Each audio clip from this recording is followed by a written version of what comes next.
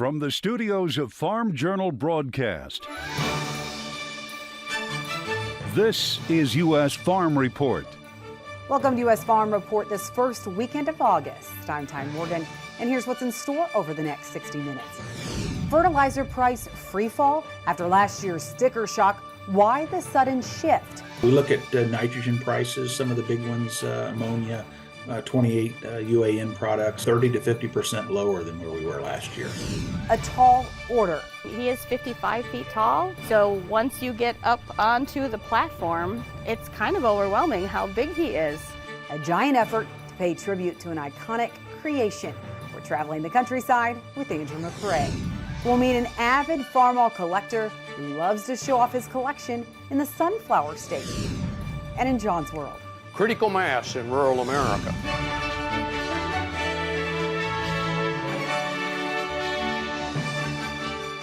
U.S. Farm Report, presented by Pioneer. What's next happens when blood, sweat, and tears meet rain, wind, and sun. Pioneer. What's next happens here. now for the news, the high heat increasing the impact of drought again on key crops and impacting crop condition ratings this week. Corn condition ratings are now at 55% good to excellent, down 2 percentage points from last week. Soybeans, those are 52% good to excellent, also down 2 points. You can see Missouri faring the worst. Just 25% of the corn crop there is rated good to excellent, and just 28% of the soybeans are rated the same. Russia appearing to still be targeting Ukrainian grain exports, hitting a port city with drones this week along the border with Romania. Ukrainian's infrastructure minister reporting about 40,000 metric tons of grain, which was expected by the countries of Africa, China, and Israel, was damaged in the attack. The strike's happening in Ismail and on the Danube River that forms the Ukrainian-Romanian border. In the past 2 weeks, dozens of drones and missile attacks have targeted the port of Odessa and the region's river ports, which are being used as alternative routes to move grain out of the country. 3 Ukrainian ports along the Danube are currently operating, the attacks happening after Russia ended the Black Sea grain deal. In a phone conversation this week, Turkey's president told Russia's Vladimir Putin he would seek to restore the initiative, referring to the deal as a, quote, bridge of peace. Leaders for Ukraine and Croatia have agreed on a possible plan to use Croatian ports to move grain out of Ukraine. They would utilize ports on the Danube River and the Adriatic Sea. Ukraine's foreign minister is saying they will now work to build the most efficient routes to the port. Well, the nation's third biggest U.S. trucking company, essential to the supply chain in the U.S., shut down operations and is filing for bankruptcy. Yellow, formerly known as YRC Worldwide, has been $1 billion in debt. Earlier this month, the company was able to avoid a strike by 22,000 Teamsters workers. During the threatened strike, the company warned it was cash poor, and the situation prompted companies to shift their transportation needs away from Yellow, resulting in an 80% decline in business. It laid off hundreds of non-union employees last Friday, Yellow once serving prominent clients such as Walmart and Home Depot. Another round of dairy margin coverage payments will soon be coming to dairy producers, and that's with milk prices so low. Those payments could be big. June's DMC income over feed cost calculation is setting a new record low. It comes in at $3.65 per hundredweight. Milk covered at the $9.50 level will see an indemnity payment of about $4,300 for each million pounds enrolled. And with milk prices still low throughout July, another large DMC payment is expected next month. Cautiously optimistic. That's how economists read the latest survey results from the Ag Economy Barometer. The July index rising 2 points to 123. The survey of more than 400 ag producers from Purdue University and the CME Group shows farmers are indeed a tad more optimistic this month. The index of their perceptions of current conditions rose 5 points, while the expectations for future rose 1 point.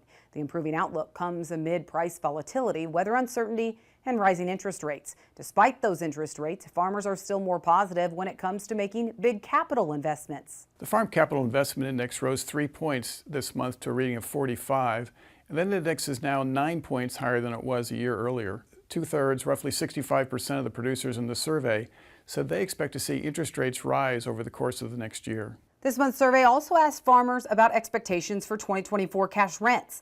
25% of farmers said they expect cash rents to climb next year compared to 2023.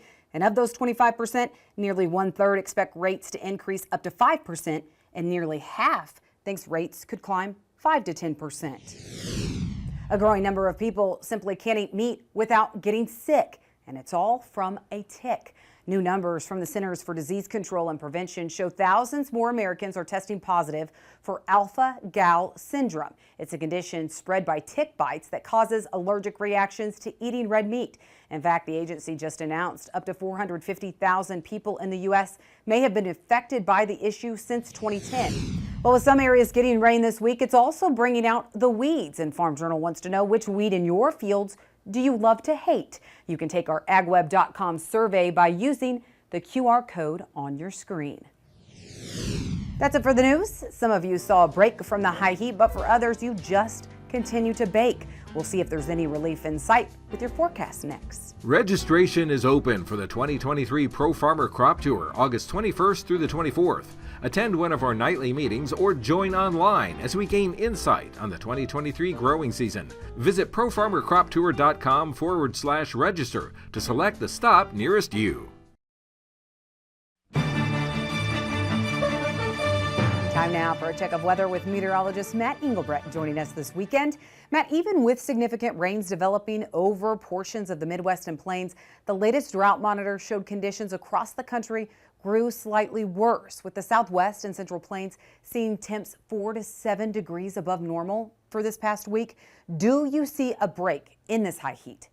Yeah, we'll talk more about the possible break in the heat coming up in just a little bit. I want to focus on what we were just talking about regarding the drought monitor. Now, this is the root zone map, so we're looking at soil moisture, how much rain or moisture is actually in the soil, and it matches what's going on with that latest drought monitor. We're in that very dry, if not extreme category in the portions of Iowa, also into Minnesota and the Dakotas.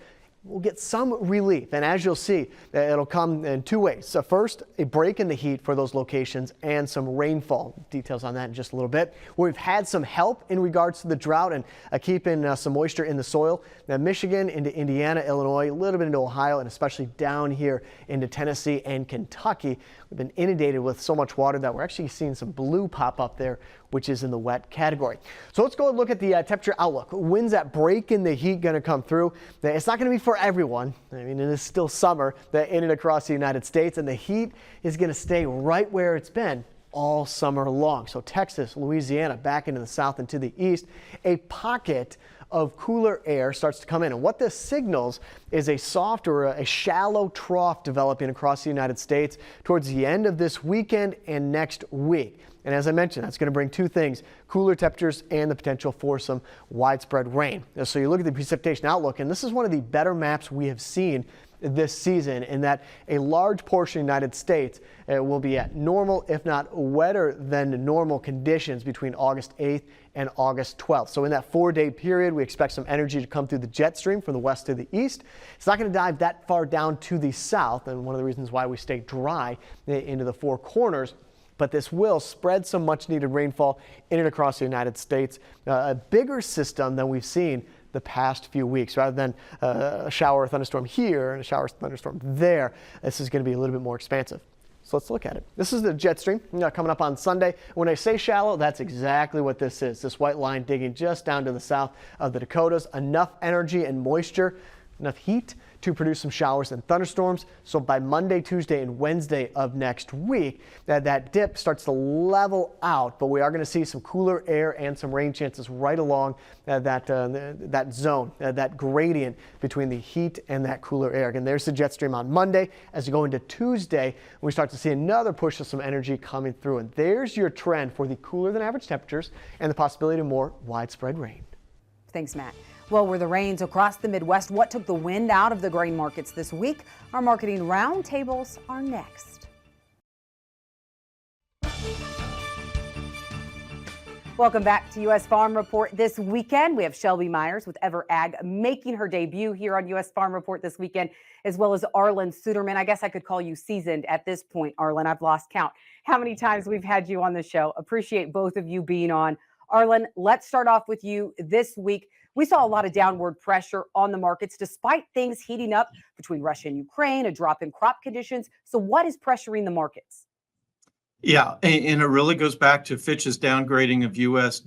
credit, going to a AA plus instead of a AAA.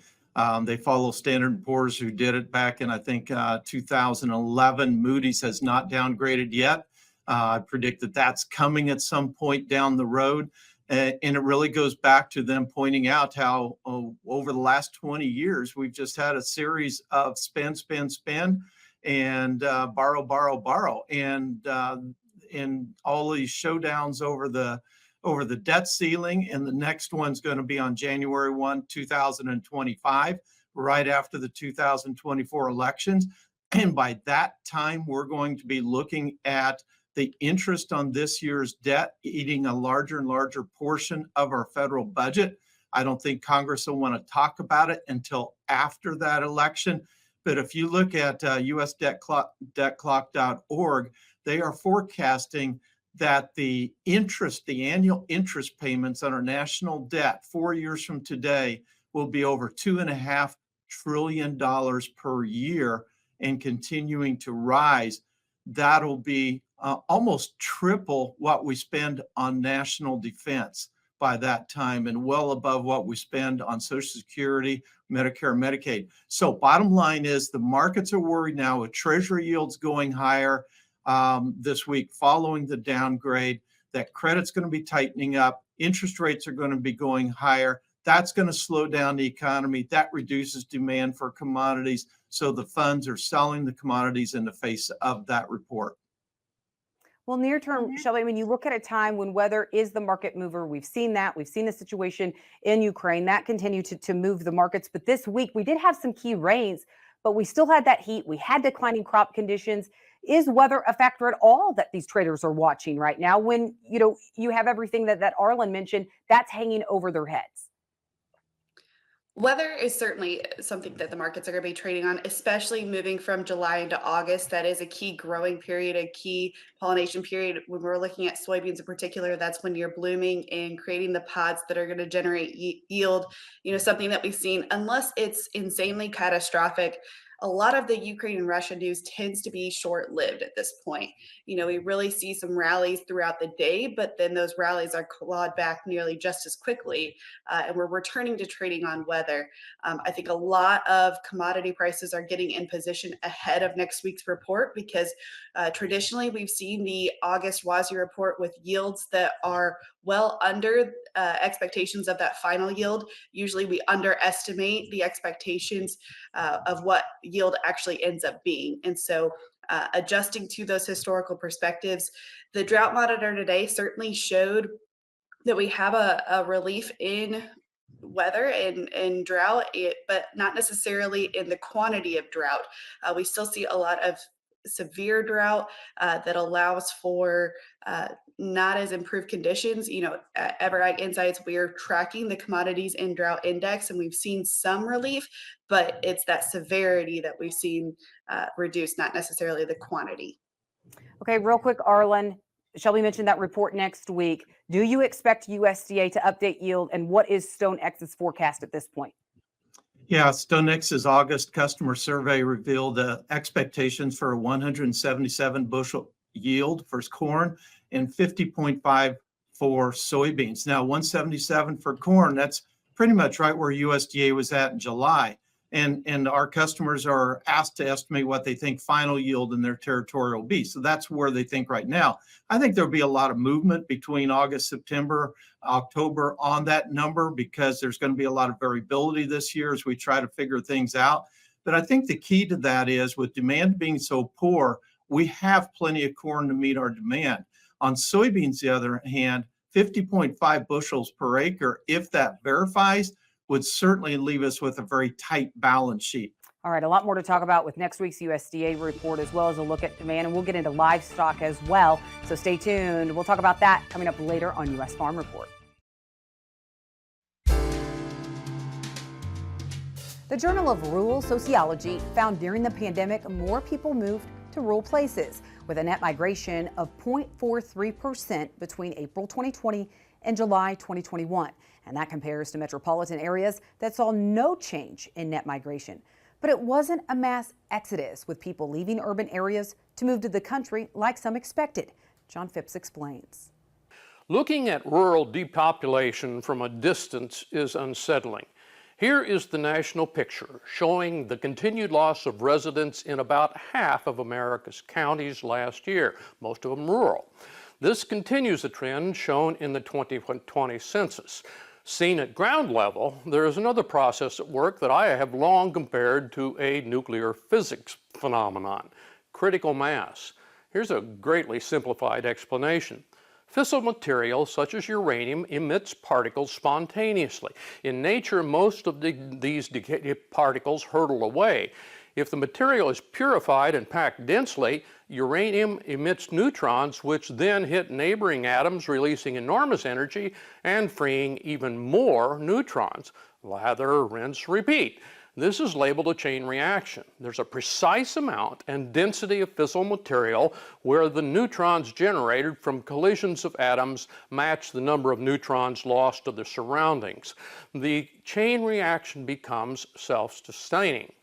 This required quantity is called critical mass.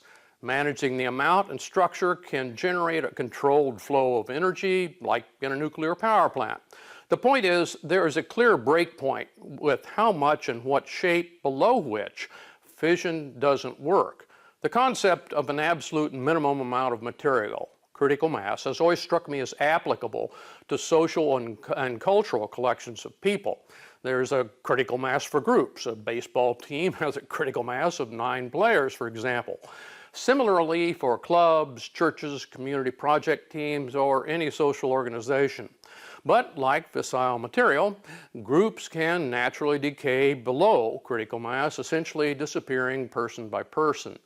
The analogy is not perfect, but in our smallest rural communities, the census is showing the lack of critical mass for an increasing number of community activities.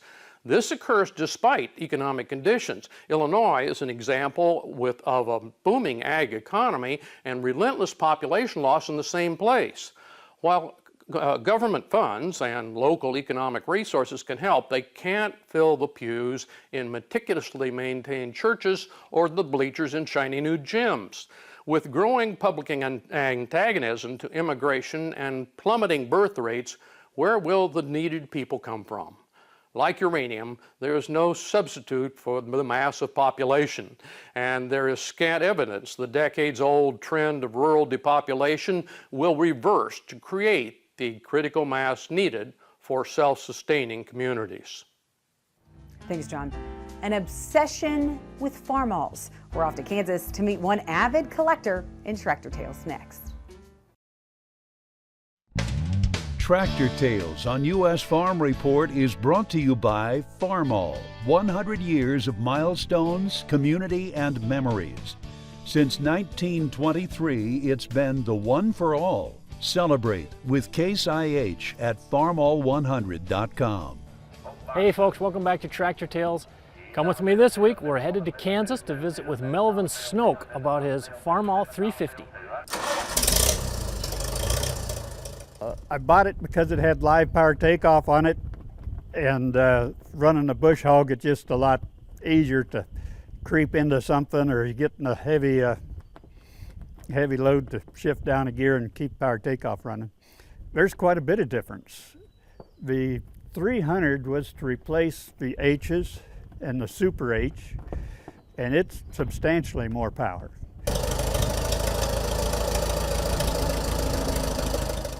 The 350 replaced the M and was better than the M. It did have better brakes and it had live power takeoff and a number of features. And you know, M's did an awful lot of work too. They were a very popular Farmall. Built them for years. They're all gas. Put a little gas in them and they'll start right up. And they run economical. A gallon, gallon and a half, 2 gallon an hour if you're really working on it. That's cheap. These are easier to get on. If you're making fence or something like that, you know, 1, 2 steps and you're up. you're ready to go. Swing your foot around the back of the seat, you're ready to go. The bigger ones, you climb up and down on those, 40 times. An old fella gets tired. Well, last year, key fertilizer prices were the highest farmers had seen since 2008.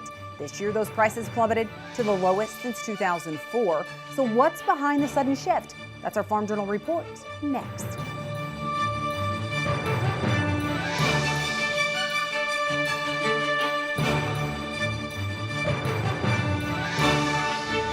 U.S. Farm Report is produced and distributed by Farm Journal Broadcast.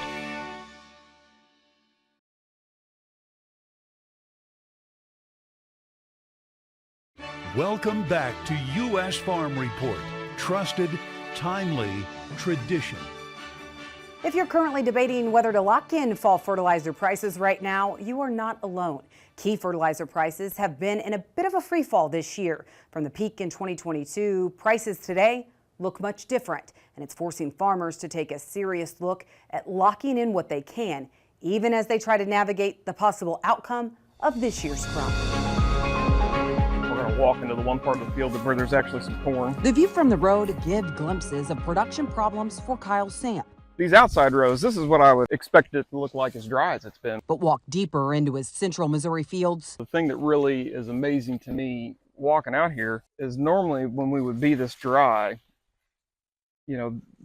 these plants are still green from top to bottom. And these green plants are deceiving. Peel back the husks on ear after ear. That's not going to make much corn. We'll be lucky to even get any of that in the combine. And we've got an ear here that this one pollinated. Kind of. So we've got a lot of misses on part of it. We got plants right next to it that, the silks are starting to dry up. And you'll find proof that Mother Nature has been extremely unkind. It's pretty widespread for us. I don't think I have a single field that I don't have some issues in, to varying degrees. As you can see, the drought is diminishing his outlook for harvest. We have a few kernels on this year, but by and large, we didn't pollinate at all. And the pollination problems were hidden until just a couple weeks ago. It was probably about 10 days ago. We started kind of checking a few ears to see what we had out here, and it was like, man, this doesn't look good. And started checking more, and before it was all said and done, we were out in every field kind of seeing what we had, and 10 days ago was kind of a bad day. The realization was a bit of a gut punch for Samp, especially considering he didn't spare expenses on inputs. We were one good rain away from having some corn, and we went ahead and we had already put fungicide on corn. The forecast looked good for some rains that never materialized. Samp and other farmers planted what could be one of their most expensive crops ever this year, between inputs and other inflation-fueled necessities on the farm. And it wasn't until spring until some of those input prices started to fall. Now we look at nitrogen prices, some of the big ones, ammonia, 28 UAN products, 30 to 50% lower than where we were last year. Ohio State's Barry Ward tracks prices of inputs and other farm expenses. From my data, anhydrous ammonia come down about 50% since last year at this time, about 30% since March. The least is the phosphorus fertilizer products, right around 20%. The price shift was sudden and something Rabobank's Sam Taylor has also been tracking. If you look at the affordability index, it is gone from being atrocious last year, that ratio to the price of fertilizers to the underlying commodity, to actually one of the best it's been in decades. According to this affordability index from Rabo, Taylor says the wholesale price of nitrogen, phosphorus, and potash has gone from last year's sticker shock when NPK prices were the highest since 2008 to now dropping to the lowest since 2004. There is supply, there is inventory. So farmers shouldn't necessarily, unless something goes cataclysmic in the world, shouldn't see a huge price correction. According to FarmDoc Daily's look at recent fertilizer price trends, major fertilizer products in Illinois began increasing in 2021 and peaked in the second quarter of 2022. That includes anhydrous ammonia topping out at $1,635 per ton last June and falling to $870 per ton last week. That's a 47% drop in just over a year. FarmDoc Daily shows the price of urea fell 50% during that time, and liquid nitrogen is down 22%. Ward says the sharp decline for key fertilizer products is driven partially by falling crop prices. There's a high correlation there. Crop prices, as they move, fertilizer prices tend to follow. It's not always a perfect correlation. He says lower commodity prices can cause some farmers to second guess the amount of fertilizer they buy. But the other major driver, the price of natural gas. We saw that really fall out in both North America and Europe throughout the winter. Milder winters that was part of the driver. So those lower natural gas prices were a key feature and a key factor in not only nitrogen prices, but also helping to soften some of our phosphorus fertilizer prices. This chart from FarmDoc Daily shows the correlation between natural gas and corn commodity prices and the price of anhydrous ammonia. Just like fertilizer prices, natural gas prices also peaked last summer. With ample supplies, it's now a question of if input prices stay relatively low through fall. It's tricky because there are a lot of fundamentals at play and some that we really can't sort out. The whole Black Sea region, nitrogen, phosphorus fertilizer coming out of Russia, that kind of an issue that was better and now it's likely going to be worse. So that even though we don't get a lot of product in North America directly from those sources, a lot of that flows elsewhere. It does impact the overall global supply that impacts global prices. Ward says if growers are locking in fall fertilizer prices, he's also suggesting to get some crop sales on the books as other costs are forecast to climb. With fertilizer being a little bit lower, crop protection easing a bit, there's still this issue of escalating cash rents across the Midwest that are going to put pressure on growers. For Samp, drought is the biggest concern for the corn today. But his hope is now turning to soybeans. I don't see a scenario where we can average 100 bushels on this farm, farm wide. I think we're probably looking more in the 60, 70 bushel range, assuming, we do get a few rains here and there in August. As 2023 seems to be a roller coaster and one riding on every forecast. I don't know, it's been a bizarre year. I say that every year, but this is another one. Ward says geopolitical issues are the biggest wild card for fertilizer prices, including the phosphate countervailing duty cases and ongoing issues with both Russia and Morocco. He says that's still causing some issues in the phosphorus fertilizer markets here in the U.S. All right, what about grain demand and meat demand? We'll talk about that in our marketing roundtables next. Welcome back. Shelby and Arlen rejoining us. All right, Shelby, next week we could see USDA make some revisions, but you look at longer term. Where does EverAg right now set on what you think the crop production picture will look like in the U.S., as well as next week, getting an update on Prevent Plant and those acres? What does EverAg think on that as well? Well, looking at the bigger scope of everything, especially with our clients telling us boots on the ground what's going on the corn side, we've seen a lot of stunted growth. That what's typically a taller stalk is cut by at least a third. And so our estimates right now have final corn yield for this year at 168 bushels per acre. Our final soybean yield about 48.5 bushels per acre. That's still potential to move up. Most of that happens in August. So keeping an eye on that estimate throughout, I could see it bumping up a bushel or two, but nowhere near any of the highs that we'd expect. On the Prevent Plant acre side, we had a lot of delayed planting. However, not near as many record years as we've had. 2019 was that record 20 million Prevent Plant. Then we cut that in half the following year at 10 million Prevent Plant. Last year it was only 3 million. I estimate 2 to 3 million acres of Prevent Plant just because of some of the delays that we ran into early in this season. Arlen, we saw wheat harvest going on in areas like western Kansas. I mean, it is just rain and it's rain. Could we see any revisions in USDA's report, or do you think that's down the road? Yeah, USDA dropped their harvested acreage estimate as far as increased abandonment in earlier this spring, but they haven't revised it since then. And we know that while we saw tremendous abandonment out west, We expect to see additional abandonment when we get the final small grain summary report on September 30th across much of the plains with a higher abandonment. Now, the acres that were not abandoned, they were able to harvest better than expected yields. So there's going to be some offset for it. USDA's been factoring in the higher yield in the monthly reports, but they have not been factoring in the lower acreage that we expect to eventually get there. So I do think that when we get September 30th, we'll get a little bit of a downward adjustment of total production numbers reflecting the higher yield but lower harvested acreage. Shelby, as we see some of these export sales come in, really the market seems unfazed. Is it because the overall demand picture is so bleak, or why is it not moving the market? Well, I think Arlen touched on it a little bit too.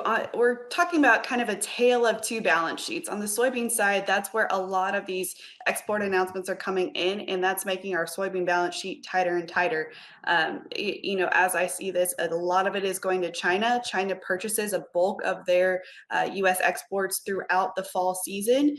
And so this is a time when we see some of those seasonal purchases, but I also expect some of this to be a little bit of hedging bets, and that as that soybean balance sheet gets tighter and tighter, that price is going to rise. And so I think China is in the midst of doing some seasonal purchases, but also planning ahead to try to avoid some of those higher prices. On the corn side, we just continue to see a lackluster, and I think there's a multitude of factors that's a reason why the market is paying attention to what's happening in Russia and Ukraine. But as that progresses and we see opportunities for corn especially to exit Ukraine and Russia, because that was over 55% of the Black Sea Grain Initiative. As we see more opportunities for that to be offloaded or not, we could see a little bit of demand pickup on the global market. Okay, Arlen, I want to get into livestock, but real quick, next week, do you think USDA will make any adjustments on the export side? I do think that we may see another cut on corn exports. I think they'll probably stick on soybean exports. The real cuts now going forward are going to have to be on new crop, especially for corn, but I don't expect USDA to do that for another several months, most likely. All right, tight cattle numbers. I mean, we know that. USDA's last report, cattle on feed and cattle inventory, showed that. And as we look at hogs, are we trading seasonally here? Arlen, what are your thoughts? Yeah, we started to see the hog market break this last week because the product market showed signs of breaking, and then the cash market got soft as well. And so seasonally, we tend to break the product market now, and that's what's going on. Now, we've seen a very unusual year because of Prop 12, and I think we're going to have to get that straightened out here over the next few weeks on just what the domestic demand is. And I think we're going to find out domestic demand for product is a little bit stronger than what the trade thinks, but we still are going seasonal lower. But the market already has the October contract trading $24 below the cash index. So much of that's already priced in, maybe overdoing it a little bit here late week. Arlen Suderman, Shelby Myers, thank you guys, both of you, so much for joining us this weekend. We need to take a quick break, and then we're off to Minnesota to get the story behind the Jolly Green Giant, larger than life. That's American Countryside next. American Countryside on U.S. Farm Report is sponsored by Nationwide and their farm certified agents. Founded by farmers nearly a century ago, Nationwide has the knowledge to help you succeed today and protect what's next for your farm or ranch at nationwide.com/Andrew. He's an iconic figure, 120 years old, and one that's larger than life thanks to a Minnesota town. Jolly Green Giant is a staple in stores, and as Andrew McRae shows us in American Countryside this weekend, it was a tall order to bring him to life. In the 1970s, completion of Interstate 90 was taking place in southern Minnesota near the town of Blue Earth. Citizens were looking for something to lure people off the interstate and into town. One of the city fathers had an idea tied to a longtime company here. We'd had the Green Giant Canning Company for many years, so he contacted the president of Green Giant, who approved using the likeness of the giant, but said that we have to come up with all of our own funds. Citizens raised the funds quickly, and soon a company in Wisconsin was busy preparing a giant order. They had to bring him over in 2 loads because his arms are so big, they couldn't fit on the truck with his legs and body. So the giant came here in pieces, was assembled, and then eventually hoisted skyward in 1978 to coincide with the completion of Interstate 90. He is 55 feet tall, so once you get up onto the platform, it's kind of overwhelming how big he is. Megan has many interesting tidbits to share, including the fact that before he was built, the public had seen only the giant's face on a can of vegetables, and that actually presented a challenge. They had never photographed him from behind, so they had to bring in an artist to figure out what his backside would look like. You can see all sides of the Jolly Green Giant here today, and many do. Plus, they can see memorabilia next door about the evolution of the giant, if you will. Estimates are that we get about 150 to 200,000 people just stopping through a year. The fire department comes to give the giant a bath once a year. He also sports a red scarf during the winter and occasionally wears other items to celebrate certain events. Many people in town have worked at the canning company over the years. Megan says it's a rite of passage for many kids to work a summer job during the busy packing season. For visitors here, the small museum next door does a great job of sharing a giant story. It's a room full of just amazing memorabilia, items that they have been willing to share with us, showing the history of the canning company. This giant has been standing guard here since 1978. It's something that draws thousands of visitors to the city every year, and also a tribute to the many farmers of the region who grow for the label.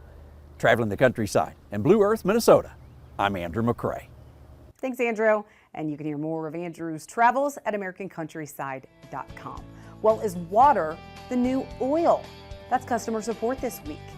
Who should get our ever scarcer water?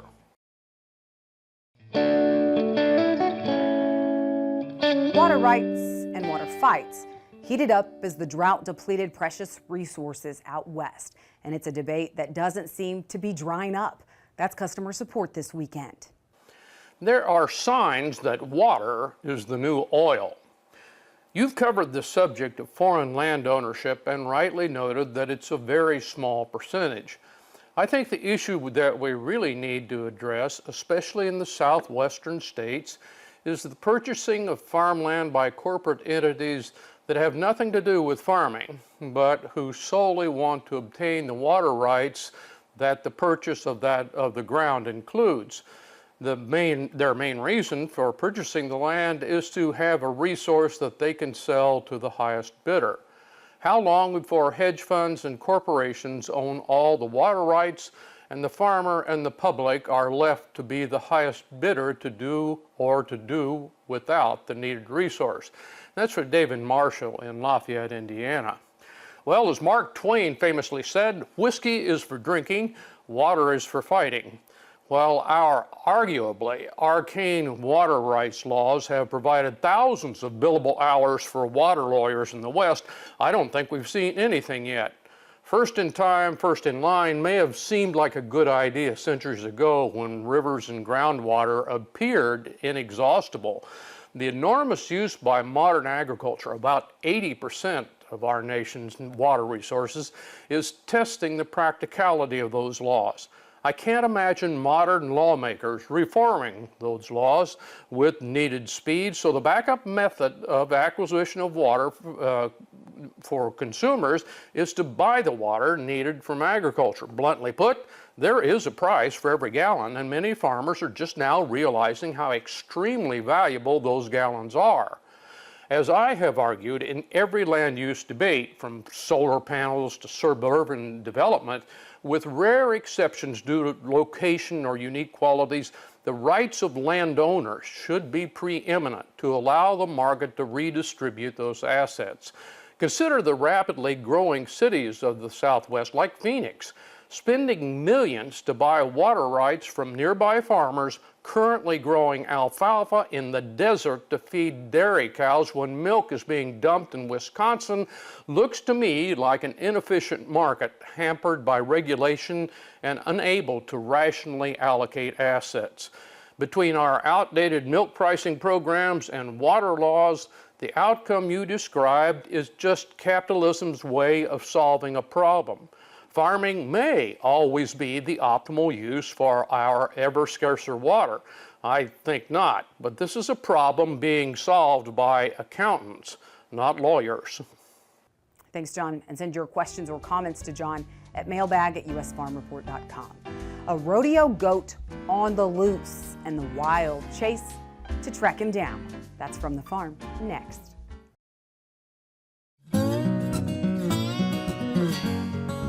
A goat that's been on the lam for a couple weeks has been found. The entire community of Willie County, Texas was searching for the missing rodeo goat, nicknamed Willie, ever since he escaped the pens at a youth rodeo. Willie was spotted a few times, but no one could seem to catch him. But rodeo officials say Willie is now safe and sound thanks to these two Willie County cowboys. They say plans to award the two cowboys with their prizes are underway. Well, I doubt we'll see many cowboys this year on the 2023 Pro Farmer Crop Tour that's set to kick off in just 2 weeks. And you're invited to attend the nightly meetings along the way. August 21st through the 24th is when the Pro Farmer Crop Tour is this year. We'll be starting, like always, from South Dakota in the west and Ohio in the east, with both legs finishing up the tour in Rochester, Minnesota. Michelle Rook and Chip Flory will be on the west hosting those nightly meetings. Andrew McRae and I will be with Brian Grady to cover the east. You can also watch the results virtually, but you can sign up to either attend in person to those nightly meetings or virtually. You can do that on the Crop Tour website. That's all the time we have this weekend. Thank you so much for watching. Be sure to tune in again next weekend as we work to build on our tradition. Have a great weekend, everyone.